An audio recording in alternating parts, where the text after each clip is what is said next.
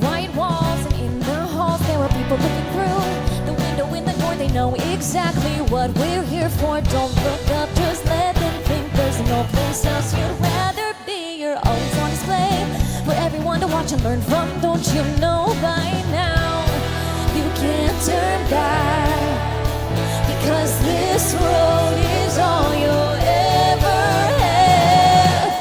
It's obvious that you're dying, dying, just living proof that the camera's lying. And open wide, 'cause this is your night, so smile, 'cause you'll go out inside. You'll go out in style. If you let me, I could. I'd show you how to build your fences, set restrictions, separate from the world.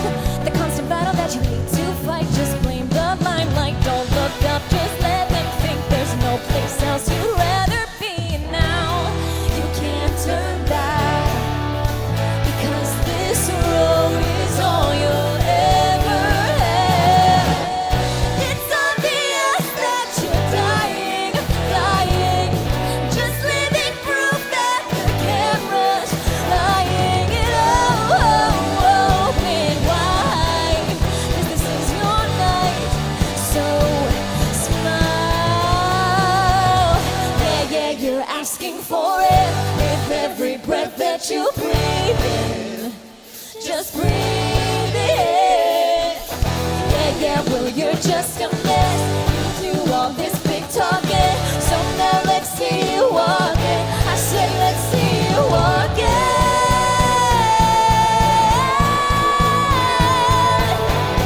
Let's see you walk it.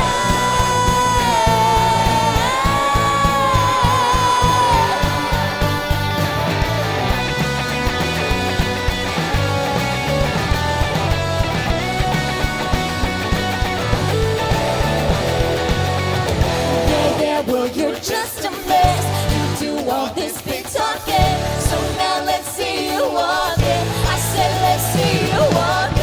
It's obvious that you're dying, dying, just living proof that the camera's lying. And open wide, yeah, open wide, yeah, open wide, 'cause you'll go out in style.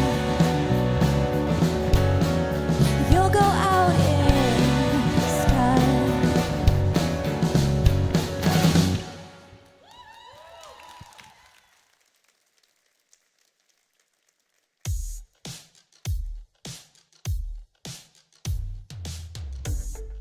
Good morning, friends.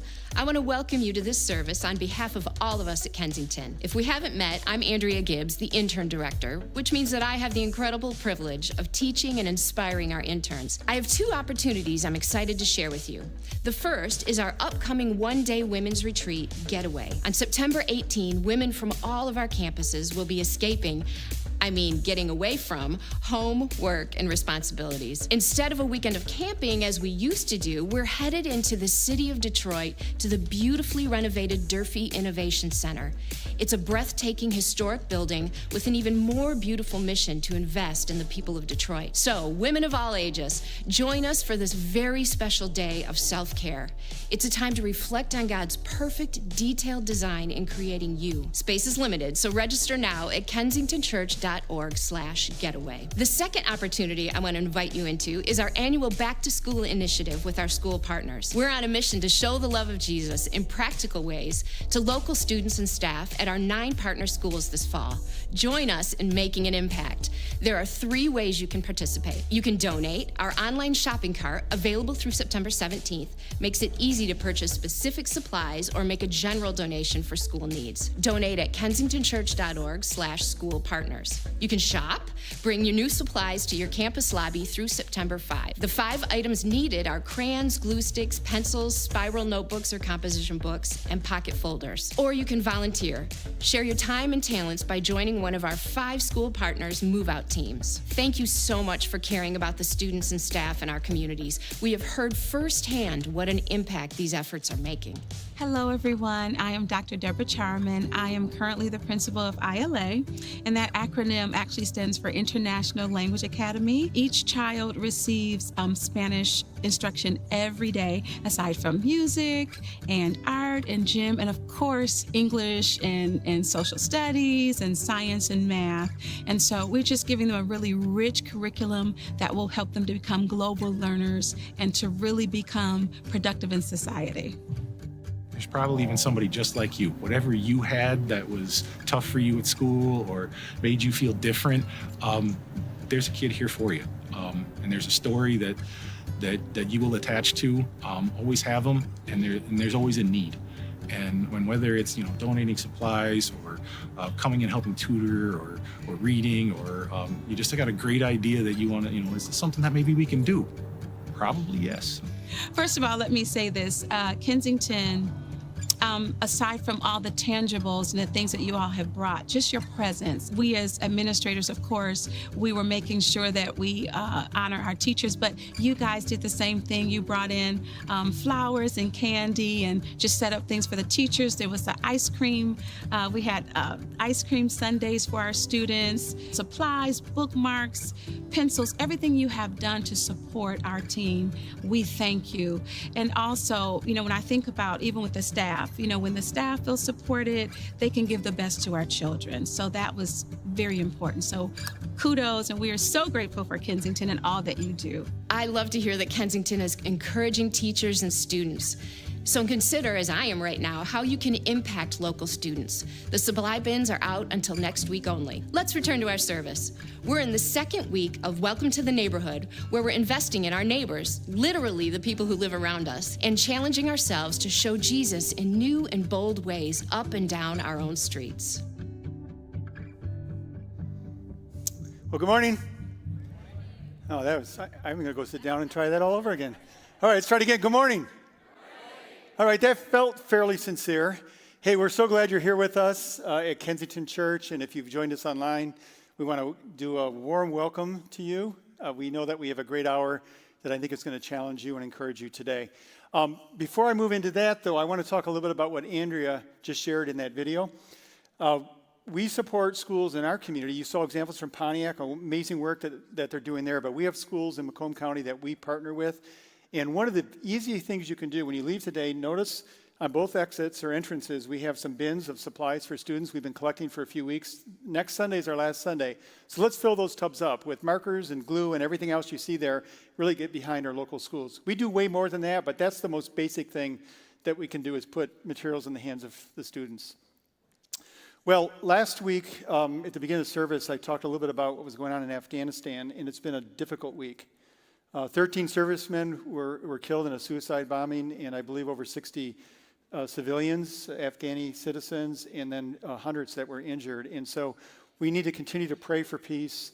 We did get reconnected with our global partner who is in Afghanistan, one of our 11 global partners, and we know specifically now what they're doing is they're trying to assist up to 10,000 families safely exit Afghanistan who fear for their lives. And we're getting behind them and supporting them.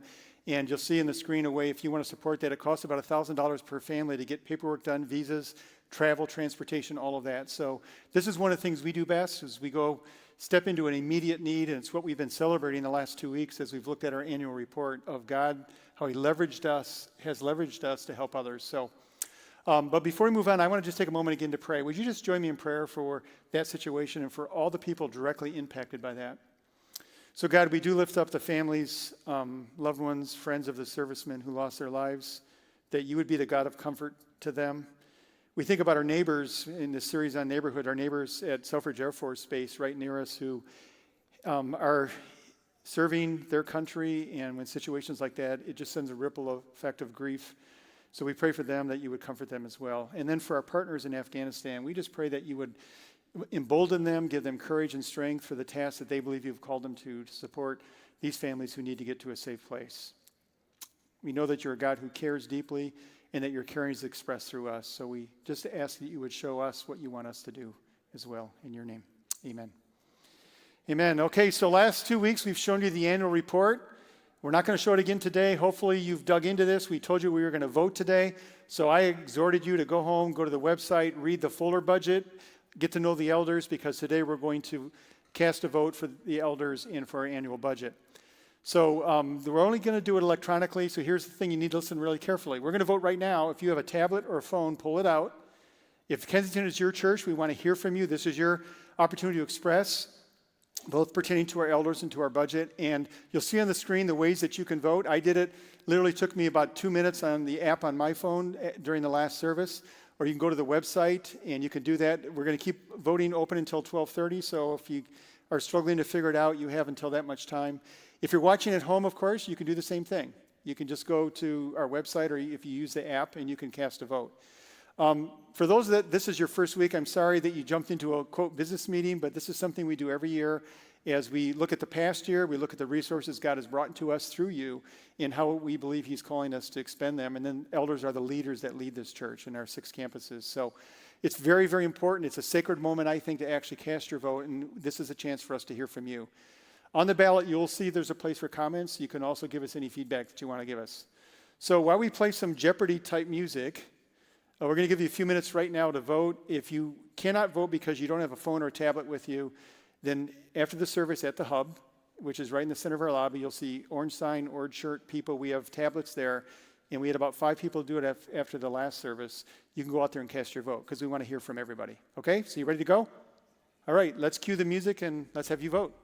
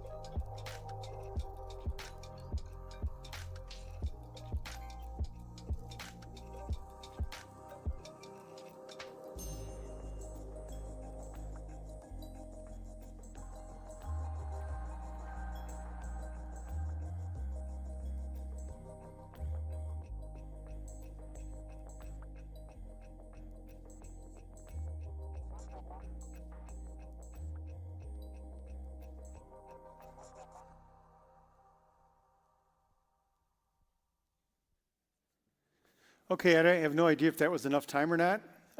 You have full permission to stay on your phones. We won't have the ushers come and beat you up if they see you've got your cell phone out during the service. It's very important that we hear from you, or you can finish it after the service. So this is week 2 of Welcome to the Neighborhood, and we're going to be looking at how a fence can be turned into a table, something that's welcoming in our neighborhood. So week 2 of our 3-week series, today we have Cliff Johnson, who is at one point was the lead pastor at our Birmingham campus, and now he's one of our members of our teaching team, and he helps us as we write sermons, and then he teaches around different campuses. So we're really privileged to have Cliff with us today. But before we do that, we would love for you to be friendly to the people around you. And remember, as I said last week, be careful because some people aren't ready to be too friendly yet. So respect distance. And if someone puts their hand out, that means that's all they want. If they open their arms, you don't have to reciprocate, but that means they're okay with a hug. But they can at least get a smile and a greeting that says, "Hi, I'm glad you're here." So get to know someone around you in the next few minutes.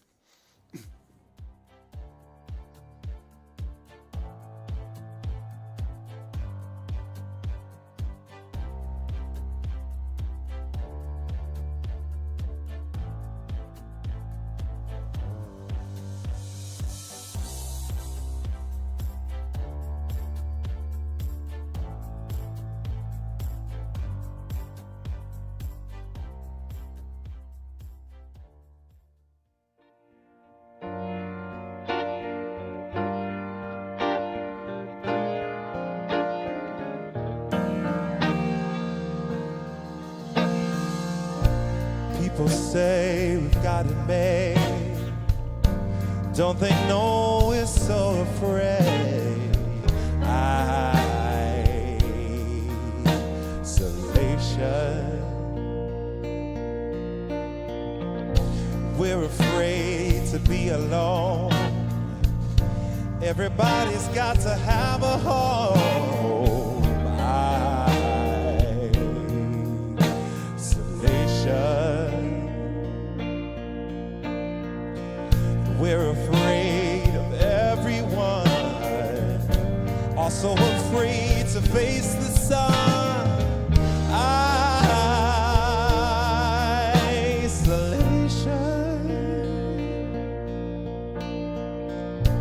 And the sun may never disappear, but the world may not have many years.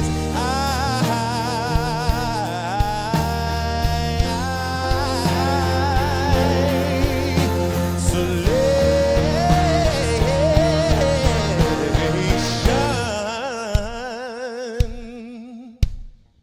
I don't expect you to understand after all you've caused so much pain.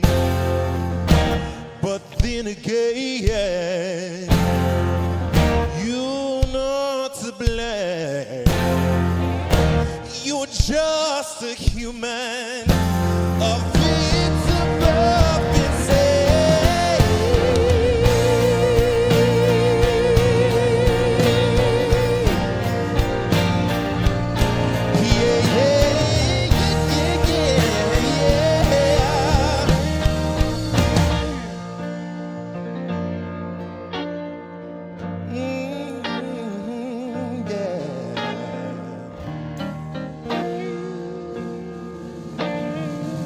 just a little boy and a little girl trying to change the whole wide world.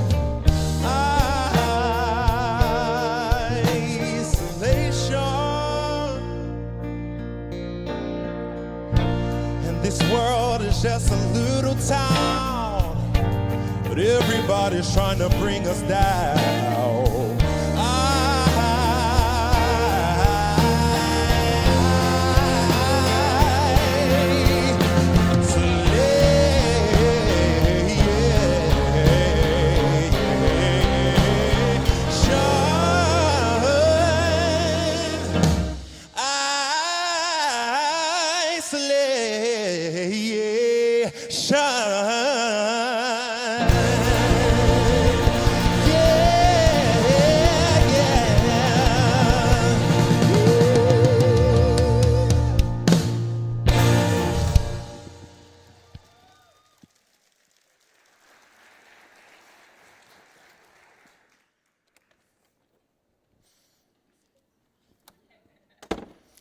Hello, everyone.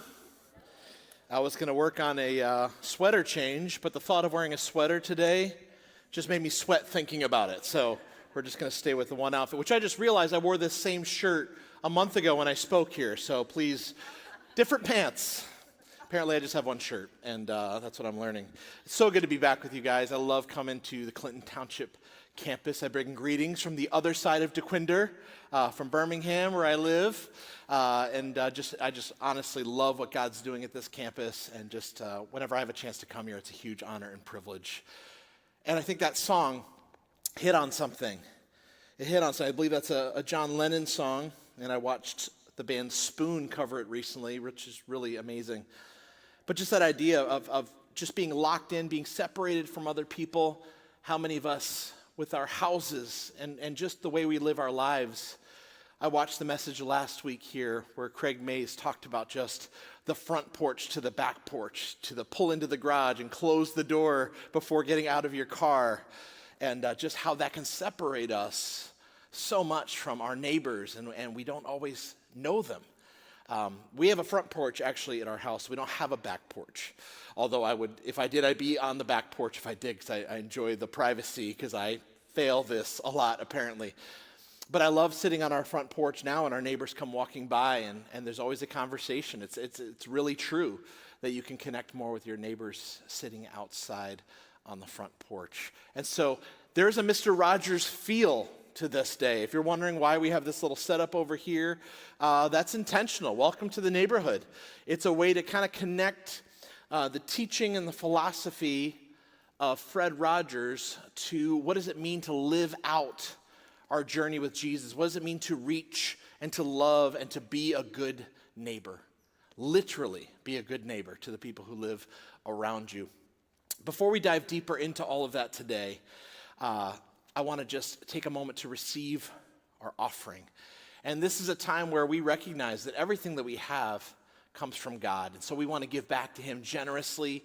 And so some of you may already give online, and you've got that all set up. We're grateful for your generosity, even as we vote on budgets and things like that. None of that happens without your generosity and faithfulness.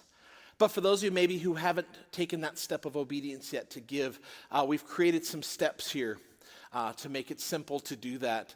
And it's electronic mostly because that's just the nature of everything right now when it comes to bill paying and when it comes to just our lives. And so you could text the word Kensington to 77977, go through our app, also go to a dedicated site through our website, or you can write a check and drop it off, check our cash on your way out in those buckets, or send it to our Troy campus. Again, thank you so much for your generosity and your willingness to give back to the one who's given everything we have to us. When I think about neighbors, when I think about my upbringing, and even honestly when I see this fence is eerily similar to one that I grew up with at my house. The only difference is that it had some little half moons here. I think that was about it. But I know that because I drove my sister's car through it when I was 13. I wasn't supposed to be behind the wheel, and I backed through it. And so we had to repair it so that my dad wouldn't find out. And so we took pieces of the fence from way into the woods that were still nice and peeled off the cracked ones and put the new ones on. So it's funny because if you looked at the fence, you could see it kind of went like this and then up a little bit and then down. But my dad didn't notice. And to my knowledge, it's still standing to this day. And that happened in 1989, I believe. So that fence. But in my family growing up, we really did. We had fence for our backyard. We had fence even in the woods. We had fence. And we really, as a family, kind of were pretty private. Before we moved to New Jersey, I lived about an hour away from New York City. We lived in Minnesota. When we were in Minnesota, we celebrated Halloween. And when I mean celebrated, I don't mean like bake Satan a birthday cake. Like, not that. I mean, like, we literally went to our neighbors' houses and got candy and dressed up. And of course, it was Minnesota, so I just wore a parka over whatever I was. But then we moved to New Jersey, and our next door neighbor was like a militant anti-fun, as I thought at the time, but like really got us, my mom stirred up about how evil everything was. So we stopped celebrating Halloween, and we were that house, you know that the houses on your street where the lights are off? It's sort of code for skip over or egg them later. I don't know. So sometimes, you assume they're not home, but that's not always the case, is it? Sometimes they just turn it off because they don't want to deal with it. Which, by the way, if you haven't done a Halloween trick-or-treat experience in Birmingham, I highly recommend it as a resident because there are people on my street who give out those giant candy bars that I would get like once a year in my stocking for Christmas or Easter. And then there's even a house on my street that gives the kids king-size candy bars, king size. And then also gives parents a little adult beverage with a wink and a smile. I'm like, where am I? This is madness. But in the 80s, in New Jersey, our house lights would be low, and still people would walk up and break the unwritten rule. Unfortunately, me and my sisters and my parents would lay on the couch and watch them come up and then giggle as they left disappointed. That was my backstory. How do you like that? So that's my kind of family fencing experience. Now, I got married in the year 2000 to the lovely Angela Holdridge. Her family, a very different experience. Her family, if you've ever watched the movie Pollyanna, has anyone ever seen that movie? Okay, no one. Unbelievable. Seriously? All right, we're going to stop the service and just show it. You need to see this film, all right? Haley Mills, 60s, vintage Disney live action. Anyway, it's about a girl who changed a town, but it's really sad at the end, and it always scares the girls, but we watch it anyway. So anyway, my wife, her family, like they would bake cinnamon rolls and then go out house to house and sing Christmas carols and give people cinnamon rolls for Christmas. Like legitimately do that. Make chocolates for the street. I'm like, who are you? And then, so I hear these stories. I'm like, well, it can't really be that different than my upbringing, which you can already tell where this is going. But so I was in ministry in Minnesota. My wife and I were married. I was a youth pastor.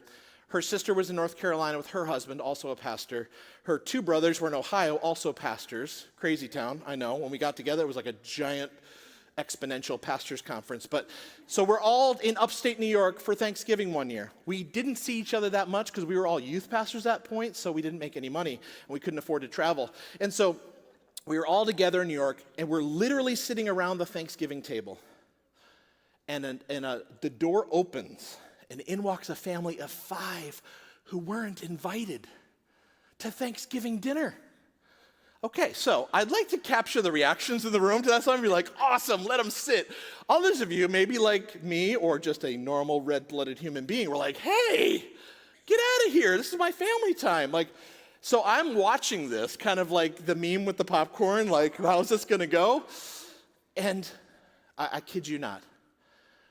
Chairs were pulled up, an extra table was added, and that family was the star of the show for the next 4 hours. Unbelievable. They loved their neighbors. I mean, it is maybe something to ask if you're dating someone, like present that scenario. Say, it's Halloween and you're turning off your lights. How do you react to people who show up and get disappointed? Ask that, and then ask if a family shows up for Thanksgiving uninvited, how do you respond? Maybe good. I would have been filtered out if my wife did that, so maybe don't ask it.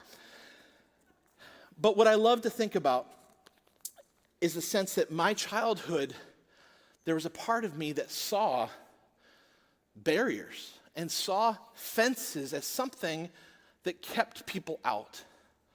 It was a way to protect us from our neighborhood. Now, of course, I was a kid, so I spent all day, every day with my neighbors. It just amazes me to think that at the age of 9, I would just like wave to my parents on the way out the door and then just show up at like 5:30 with no knowledge of where I was. It's a little different world now, right? But I thought about those barriers, and barriers, though, aren't always literal physical fences. There's also barriers that keep us from other people, other neighbors, that aren't necessarily just fencing.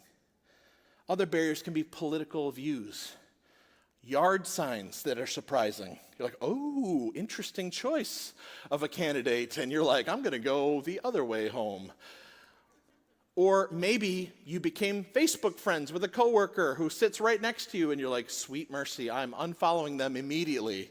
Unfollow, don't unfriend. They'll never know if you've unfollowed, but they will know if you've blocked them and unfriended them. I don't know this from experience, although I have done it 3,000 times. So you look at that, you think, what are some barriers that are keeping you from people? Think about your own life. What are some things that are keeping you from your neighbors, from other people? Is it that you really do struggle if you see someone that you are Facebook friends with posting consistently and you're like, yikes, I thought we were going to be friends, but I think not? Or maybe even choices they're making personally or perception of their values. And then I want to ask you this. Think about your life. Did anyone in your life ever see past the barriers or the fences that you put up and invite you to their table? Who saw something in you when others didn't? Did anyone ever see past the barriers and invite you to their table? Invite you to their table. So we are featuring Mr. Rogers' Neighborhood set inspiration here. And did anyone out there grow up, besides me, watching Mr. Rogers' Neighborhood a lot in the mornings? I really did. And just found it very calming, very reassuring, all the things they were aiming for. Over this weekend, I was inspired by watching last week's message by Craig to watch the film with Tom Hanks. I'd watched the documentary, And then I was all snobby about it. I'm like, I watched the documentary. I don't need to watch the fancy film, you know? Because with Citizen 4, Edward Snowden, like the documentary was so much better than the Oliver Stone version, but that's another story about film we don't need to get into right now. But Mr. Rogers, so I watched Craig talk about it, so I watched it. And did anyone else watch it after last week? Okay, how did you do? I sobbed in that movie. Legitimately, ugly cried. Like, could not control myself. Thankfully, I was downstairs by myself, kids sleeping, my wife was already asleep, and I find that now I'm like doing outburst cries, where it's like I'm like victimized by my cry. I'm like watching, like, like it just shoots out of me. I got to work on that because that's a weird thing. I don't know if I'm not in touch with my emotions or what, but I felt very victimized by my own crying. But there was something very beautiful that he did, and I want you to hear this quote from Fred Rogers about the people in our lives that have poured into us. From the time you were very little, you've had people who have smiled you into smiling, people who have talked you into talking, sung you into singing, loved you into loving. Let's just take some time to think of those extra special people. Some of them may be right here in this room. Some may be far away. Some may even be in heaven. No matter where they are, deep down, you know they've always wanted what was best for you. They've always cared about you beyond measure and have encouraged you to be true to the best within you. We'll just take a minute and think about all the people who have loved us into being. They will come to you. Now think about somebody who has helped you along the way. For 1 minute, I'm going to time you, Mr. Rogers. So I think we should do that right now. And I've got my Apple Watch on here and a little 1 minute timer preset. So here's what I want you to do. And we'll see how this goes. First service, it was great. 6 babies started screaming. Someone dropped Tic Tacs on the floor. No, actually it was really good. But I just want to invite you, online, in person, let's take the next minute. And in full Mr. Rogers style, just close your eyes and think about who are the people who have loved you into being. Let's take a minute and do that.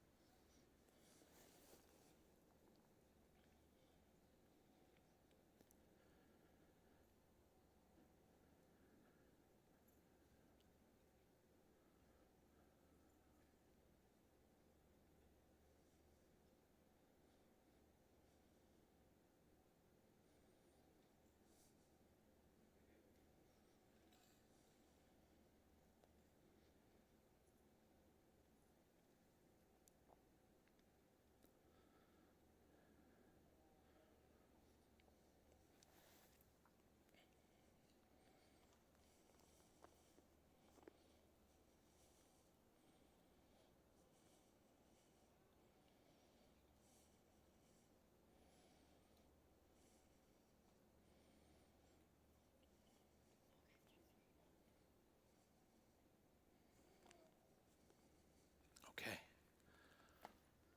Now, how many of you, that person is in the room right now? How many of you, that person has passed away?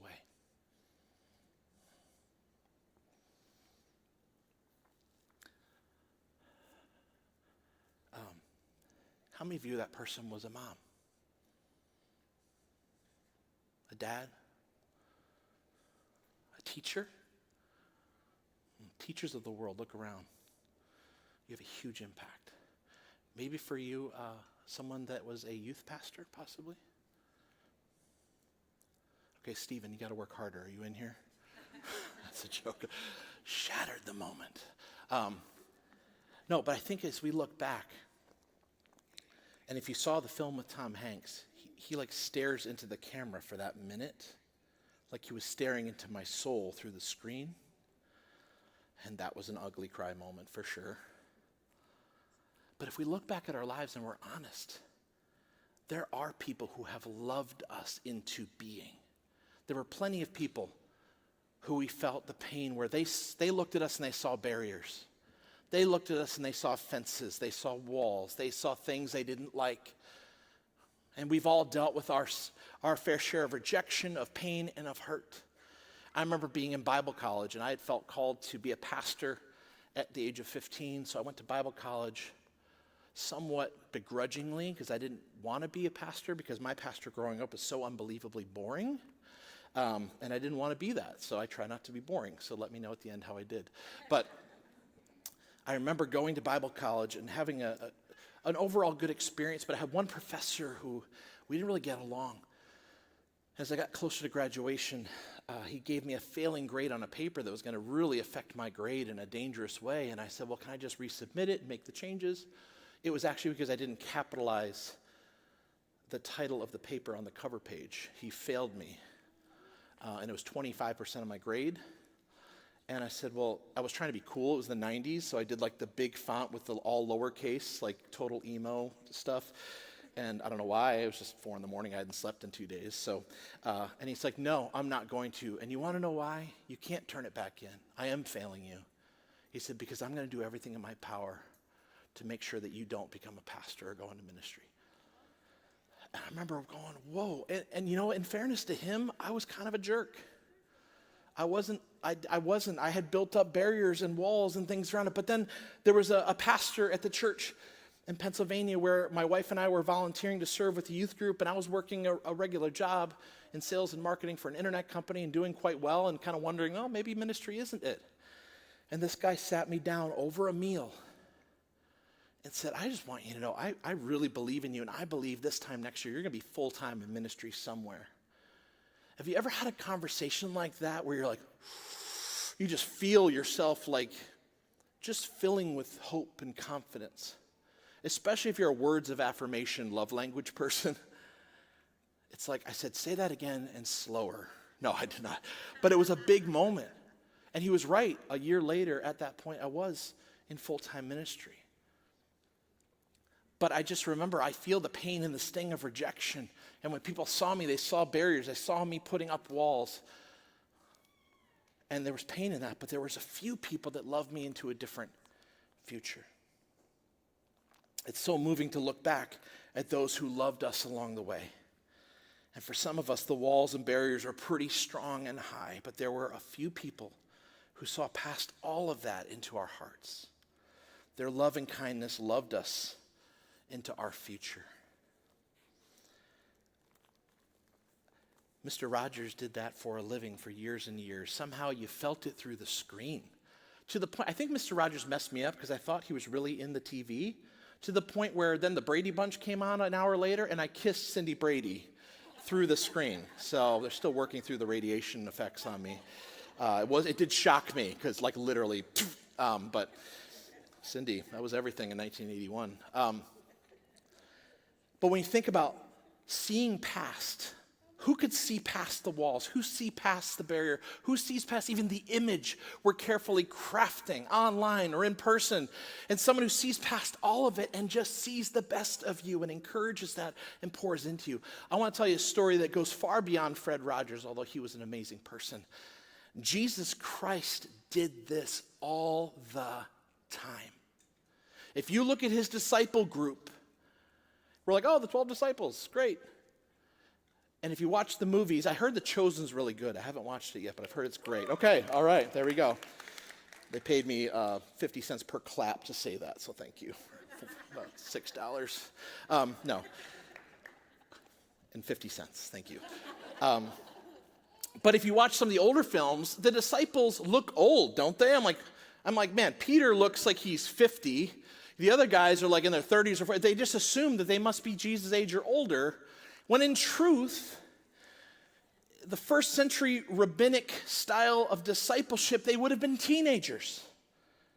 Truly teenagers. Peter, the only one over the age of 20. How do we know that? Matthew 17, the Pharisees are confronting Jesus about paying the temple tax. The whole discipleship group is there. Jesus says, fine, Peter, go down to the water. Peter catches a fish. It's got enough money in its mouth to pay 2 temple taxes. Enough for Peter and for Jesus. And the Pharisees were like, good, we are appeased. Thank you. Why? Why would that satisfy them when the other 11 are standing there? Well, you only had to pay the temple tax if you were over the age of 20. So here is a moment where you look at, these guys are young. And here's what's crazy. If you look at, there was such a high view of discipleship. We take it for granted like it was like Jesus, like, okay, come, follow me, great, we got our group, let's go. It's not how it worked. In fact, in that culture, these disciples, every single kid would start at the first level of discipleship training at his local synagogue at a level of schooling called Bet Shefer. And that was from the age of 5 to 10. They had to memorize the entire Torah, or the first 5 books of your Bible. So I'm making an announcement today. K Kids is going to that model starting next week, so get working on Deuteronomy, kids. No, but can you imagine? They memorized the whole thing. Why? Because they wanted God's word in their heart, written on their doorposts and written on their hearts. But most kids at the age of 10 weren't good enough. It's kind of like Little League baseball or youth soccer or basketball or whatever, where it's like everyone kind of plays for a year or two, and then as the leagues get tougher and older, kids start kind of falling off. To be a rabbi in that culture was the equivalent of being the first baseman for the Detroit Tigers. It's like you have achieved something incredible that a lot of kids want, but not many get. The second level of schooling is called Beth Midrash. This was a commitment to memorize the rest of the Hebrew Bible, your entire Old Testament memorized. So that's what we're moving to in high school ministry, Stephen, others. Can you imagine that commitment to memorize all of it? It's unbelievable. And then only the best and the brightest were in that level. But then at the end of that, most went back home, joined the family business. But a few of the very best and the very brightest, brilliant, would go to the temple in Jerusalem and apply to be the student of a famous rabbi who was accepting disciples. And then if they were accepted into that group, which is called Beth Talmud or Talmudim, they would spend from the age of 15 to the age of 30 following that rabbi. And at the age of 30, then they were eligible to be a Torah teacher at a local synagogue. Now, the bright spot is they had no student loans at the end of it, which was nice. But still, it was a very, very highly esteemed process. Now, look at how Jesus did it. Jesus sees Peter fishing. Come, follow me. He's calling them in strange ways. And what's really interesting is every kid started this process, and every disciple that Jesus called had failed out already. Isn't that amazing to think about? None of them are good enough. And there's one who was especially not good enough.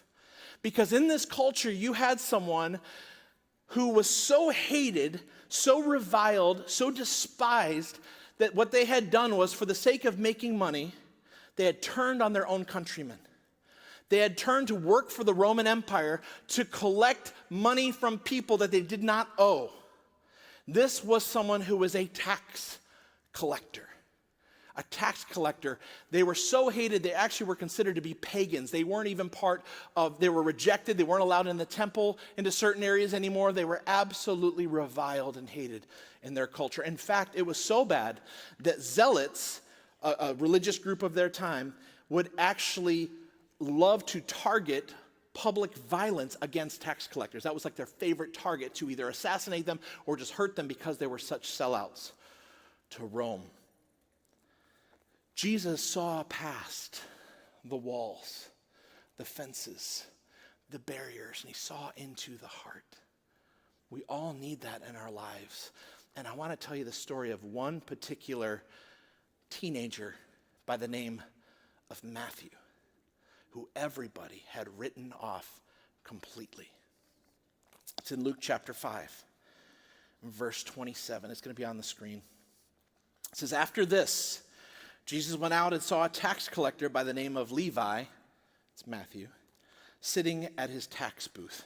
Now it says after this, so I feel like in order to be faithful to Scripture, I got to tell you what this was after. This is connected to a story that had just happened. That was one of my favorites when I was a kid with flannel graph. Anyone do the flannel graph thing in Sunday school? What had just happened was that all the religious leaders in Galilee, in Judea, and Jerusalem, all the rabbis, all of the scribes and Pharisees, it was like a gathering in Capernaum for this keynote address. This was like TEDx Capernaum was happening here. And Jesus was the keynote speaker. They had all gathered into a house together to hear Jesus speak. And 4 men showed up carrying a mat with their paralyzed friend on it. They couldn't get inside because of the crowd. They wouldn't let them in. So they went up on the roof and did what? Who knows the story? They tore a hole in the roof. Now, this was not a skylight with a nice and easy, Pella, double pane, whatever. This was a tour. So it says, and it brought the man down into their midst. So have you ever done demo day at your house? Dirty, dusty, musty, gross, nasty. That's falling on everyone in a room with no air conditioning. In the Middle East, hot, sticky, packed, nasty. And this guy comes down, and Jesus not only heals him, but forgives his sins, bringing accusations of blasphemy from this crowd of religious leaders. And he says, well, what's easier to say? Rise, take your mat, and walk, or to say your sins are forgiven? But so that you know I have the authority to forgive sins, I say to you, rise, pick up your mat, and go home. And the man stood up and went out rejoicing. He had just healed the paralyzed man in a way that exposed the brokenness of the old system. They believed he was paralyzed because of sin. They believed he was paralyzed because he was cursed by God. And here's Jesus paying total attention and focus to him and being moved by the faith of the friends who would not stop when they encountered the first barrier, but they pushed through. That happened, and then it says, after this. So that moment happened, then they walked outside. And Jesus did this. He saw a tax collector by the name of Levi sitting at his tax booth, and he said, follow me. And Levi got up, left everything, and followed him. This moment where a rabbi says, follow me, was so elevated. Guys waited their entire lives for this moment. And here's someone that everyone in that group hated. You know why they hated him so much? Because these tax collectors would set up their booth outside a gathering and tax everyone on their way in and on their way out. In fact, he would tax people and say, oh, are you wearing, how long was your journey here? Oh, you came from Jerusalem? Well, that's 2.4 miles. You owe me 3 shekels. That's a travel tax. Oh, are those Birkenstocks? Okay, that's a 1 shekel penalty. Oh, you're wearing socks with the Birkenstocks? It's a 4 shekel penalty for doing that. There were facial hair penalties. There were all kinds of things. No, it was like he was living a game of balderdash. He would come up with preposterous taxes that they didn't owe, but he was collecting them on behalf of Herod, who was the puppet king Friday the 13th, to stay within this motif. The puppet king of Israel, who was only authorized by Rome to do that. And so Matthew became very wealthy. He was the wealthiest of all disciples because of the grift and the graft that he was taking. And so everyone on their way in got ripped off on this guy. Then Jesus walks outside in a group that elevated discipleship so high and said, follow me. And Matthew, when he chose to be a tax collector, had turned down the Jewish religion, turned down all of the things that he knew. He knew it was like the kid from the neighborhood joining the mob or the mafia, and you own the bakery, and he offers you protection because there was a brick thrown through your window last night that, by the way, he threw. Not a very popular guy. In fact, in Capernaum, you had at least 4 disciples from there, Peter, Andrew, James, and John, all fishermen. One of the things that Matthew would have taxed would have been their daily catch of fish. They knew this guy. It was only 1,500 people in the village at the time. You think they were happy to see Matthew in the group? In fact, you see a little bit later, Matthew handled money all the time. And yet, did he handle money with the disciples? No. Who was the money holder with the disciples? Anyone remember? Judas Iscariot. We all know how that story ends. But isn't it amazing? It's like they didn't trust Matthew. They knew who he was. They didn't trust him. You're not going to do it. There's another guy in the group named Simon the Zealot. What did zealots love to do violently? Attack tax collectors. Imagine the table at dinner time. A little bit of tension. I mean, this was like the reality show waiting to happen. Imagine the off-camera interviews, like the feedback. Judas like, I just don't trust Matthew. And Peter be like, he's not going to change. He's not on this show for the right reasons. Just kidding. I don't watch those shows. I haven't watched any today yet. But here's what I love. Jesus calls this young man that nobody else wanted. They looked at him and they saw walls and barriers. They saw someone who had turned against him. But here's what we don't always think of, and I don't always think of. There was something about Matthew that was really interesting. To be a tax collector, you had to be multilingual. Well, how are you going to tax an Egyptian if you can't speak his language? You had to be a whiz at mathematics. How do you overcharge someone if you don't know what their currency translates into? You had to be courageous. You're living balderdash. You got to keep a straight face when you're lying. I think I said this in the last service, but my mind's starting to get a little mushy. If you ever play balderdash with my mother-in-law, if she ever defines something as an Amish spoon, she's lying. Her tell is she always makes it something Amish. But anyway, so Matthew, he has all these qualities, but he's made a really bad choice in his teenage years. And yet Jesus looks at him and sees past what everyone else sees and says, you follow me. And he stands up. He leaves everything. This is a tax franchise. He was wealthy. He's walking away from it all. And he follows Jesus. Verse 28 says, and Levi got up, left everything, and followed him. Now, let me ask you this. Jesus said, come follow me. Where is the first place that Jesus leads Matthew? Look at verse 29. Then Levi, again it's Matthew, held a great banquet for Jesus at his house, and a large crowd of tax collectors and others were eating with them. Let's pause. Jesus took him right back home. Isn't that amazing? Jesus didn't go, hey, Matthew, follow me, and we're going to go on a great adventure. You don't have to go back home. In fact, the paralyzed man, too, when he healed him, did he say, hey, paralytic, you've been healed. Be my opening act on the road. I'm doing a 3-year tour around Judea. It's going to be awesome. You can warm up the crowd for me. No, he says, rise, pick up your mat, and go home. He would have been rejected by his family at this point in his life, begging on the streets. Now go home and bring this transformation to your family, to your neighbors, to your friends. Matthew, follow me, Jesus says, and he takes them right back home. And who are Matthew's friends? Whew. The only people that would hang out with a tax collector were other tax collectors, prostitutes, pimps, other sinners. Sorry, kids. I didn't think I'd say the word pimps, and we'll figure that out later. Mr. Rogers just turned over in his grave. I'm sorry, Fred. I'm so sorry. But that's who they hung out with. So now Jesus is sitting at a table with the lowest levels of society. Why? Because he didn't see what everyone else saw. He took barriers, walls, fences, and he made it into a table, because when you ate with someone in that culture, you were saying, this is my friend. You were saying, this is someone that I have a kinship with. There's a connection here. There's a relationship. There's even a covenant here. It said a lot, which is why the Pharisees were so frustrated, saying, why is he eating with tax collectors and sinners? And Jesus says, listen, it's not the healthy that need a doctor. I didn't come for the righteous. I came here for the sick. I came here to seek and save those who are lost. In other words, I see what no one else sees.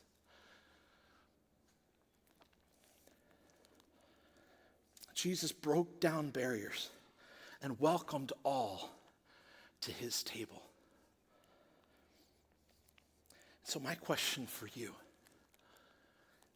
is, how do we turn barriers, fences, walls into tables? How do we turn yard signs into food trays?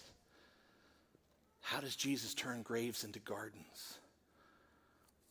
What I love is, part of what drove Fred Rogers and his show was that he believed in Jesus' teaching to love your neighbor as yourself. Love God and love your neighbor. And they even pressed him. Last week you heard Craig May say, and who is my neighbor? People who think like me? People who look like me? People who live near me? People, just the group I can hand pick? The echo chamber I've got online, are they my neighbors? No, it's whoever God puts in your path is your neighbor. The place you work, God placed you there. The place you live, God placed you there. Why? So that you'd be neighbors to people that he wants to reach through you. So many times people will say, oh man, I just wish this guy I work with would come with me to church so he could hear you. I think if he heard someone, it would really change his life. I'm like, well, God sent you to him. Why don't you talk to him about it? God didn't send me to your friend, although I'd love to talk to him, but if you see yourself as sent by God wherever you are, my goodness, doesn't it change things a bit to, boy, this isn't just where I happen to be, I'm on mission there.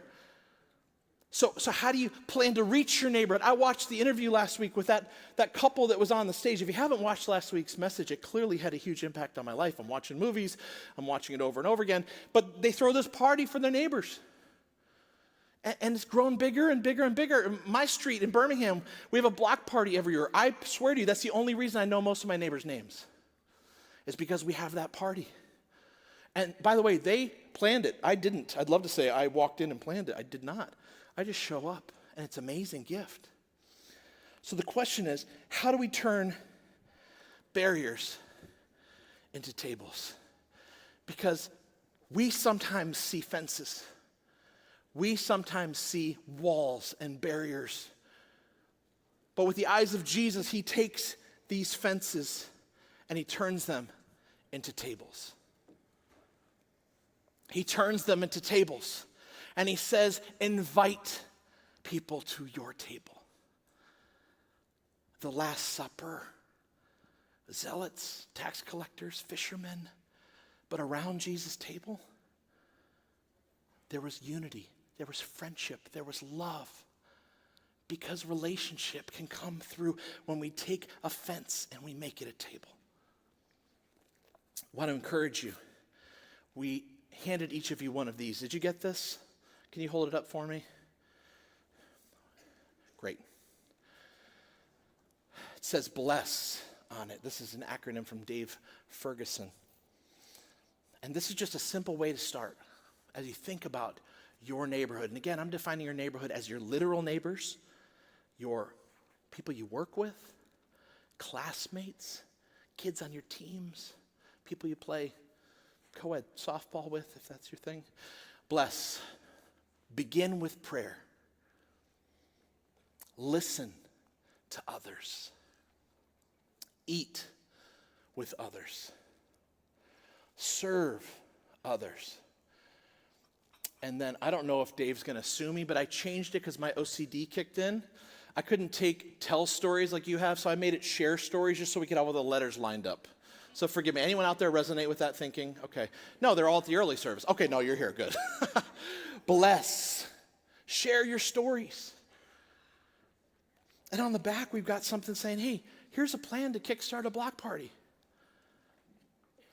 This is one of my favorite messages ever because the takeaway is go throw a party. When's the last time that happened? Go get to know your neighbors. But notice what we're not saying. We're not saying there are bullhorns by the back door and there are crates for you to stand on and preach their eternal damnation to them. We're not saying that at all. What we're saying is see them with the eyes of Jesus and offer them a seat at your table. Build friendships. Have you ever noticed how sometimes our ivory tower views of something is so clear cut? This is how I view this is how I feel about this. And then you meet someone who thinks that way or is that way, and all of a sudden you're like, wait, but my really good friend is this political party. I guess they're not all evil. You know what I mean? Like it starts to soften some hard stances because once you get to know someone, relationship tends to be that third way forward. Only Jesus can take a zealot, a tax collector, and the fisherman he ripped off and put them in a group and they go and change the world. He wants to do the same with us, the same with you. It starts by going home and working your way out. It's an invitation to be kind. It's an invitation to love others. It's an invitation to see the world as your neighborhood. That's our challenge for today. I pray you're inspired to do this, because if someone else closed their eyes, would they think of you as someone who loved them into their future? What an awesome opportunity. If I made you all close your eyes for 30 seconds and said, now think of someone that you can love that way, I think we'd all have someone right away. As you leave today, think and pray and say, God, give me someone I can love the way I've been loved into my future, and he will do it. He will do it. God, we love you so much. I thank you for this invitation. I thank you for the truth of the story, and that Jesus saw something in Matthew that no one else saw.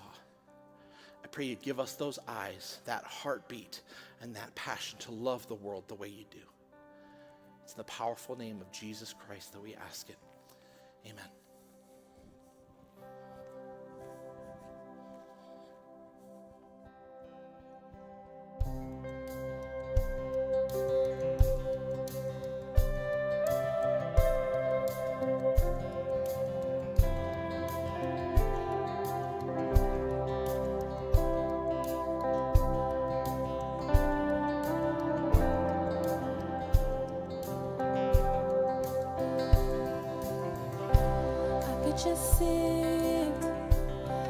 Just sit and wait for all your goodness. Hope to feel your presence. I could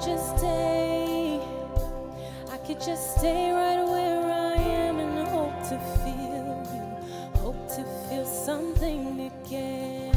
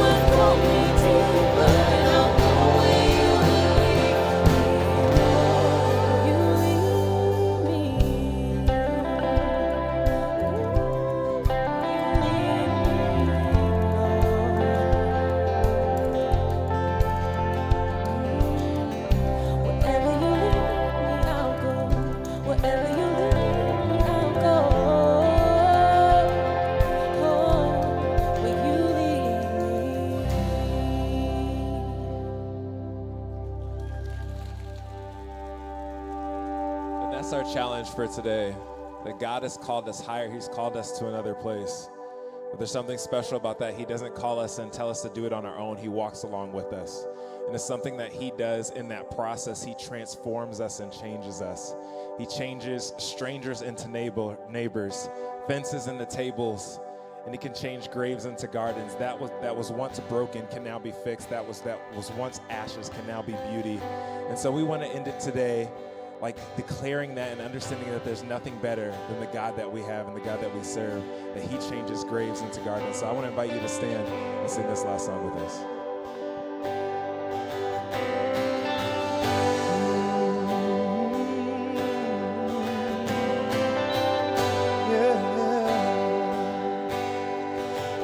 Search the world,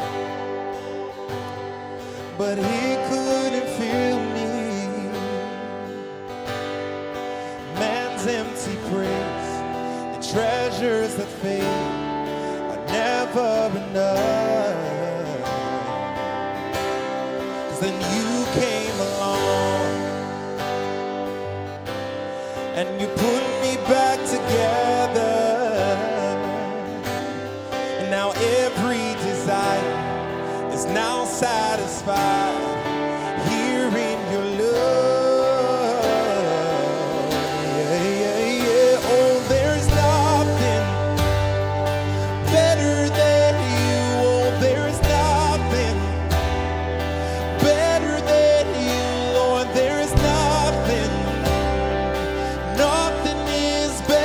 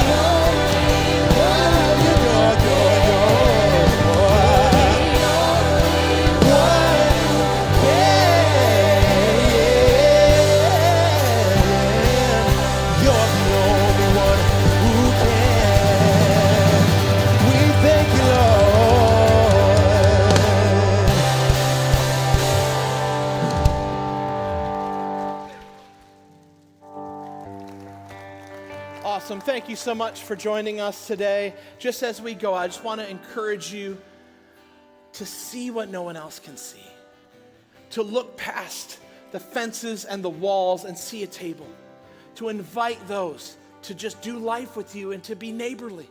What I love about the story of Matthew is it doesn't stop where I stopped. In fact, this brilliant but rejected young man went on to write the definitive gospel account of the life of Jesus Christ, whose purpose was to prove to the Jewish people that Jesus Christ was their long-awaited Messiah. He used 99 Old Testament references and prophecies, more than Mark, Luke, and John combined.